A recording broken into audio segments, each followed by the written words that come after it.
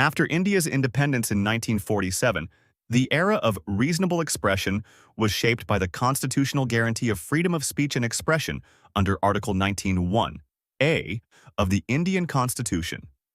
This right was accompanied by reasonable restrictions under Article 19(2) to balance individual freedoms with state interests such as public order, decency, and national security. These restrictions were debated extensively during the drafting of the Constitution, reflecting a compromise between absolute freedom and the need to maintain societal harmony and state integrity.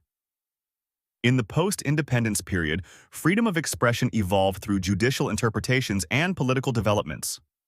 The First Amendment to the Constitution in 1951 expanded the scope of restrictions, particularly in response to challenges like communal tensions and criticism of state policies.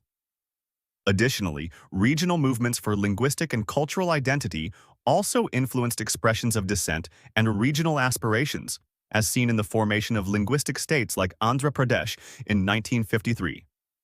Over time, while India maintained its democratic ethos, concerns about curbing dissent through colonial-era laws like sedition persisted.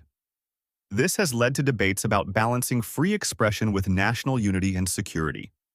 The judiciary has played a critical role in safeguarding these rights while addressing misuse by authorities. Indian independence, regional aspirations in Jammu and Kashmir, South Indian states, and the Northeast states emerged due to historical, cultural, and political factors. In Jammu and Kashmir, the unique status under Article 370 granted it autonomy, but this also fueled demands for greater self-rule or even separation.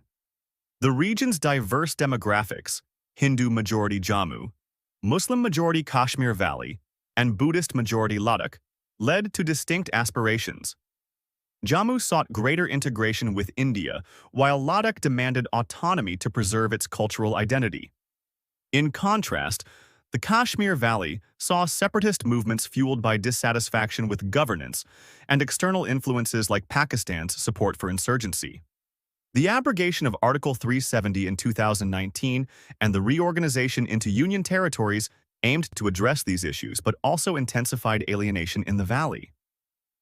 In South India, linguistic and cultural identity played a central role in regional aspirations. The Dravidian movement in Tamil Nadu opposed perceived imposition of Hindi and centralized policies. This led to the creation of linguistic states like Andhra Pradesh in 1953 and later reorganization of states based on language in 1956.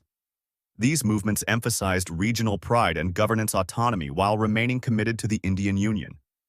In the Northeast, aspirations arose from ethnic diversity, geographic isolation, and economic underdevelopment. States like Nagaland, Manipur, and Mizoram witnessed insurgencies seeking autonomy or independence due to perceived neglect by the central government.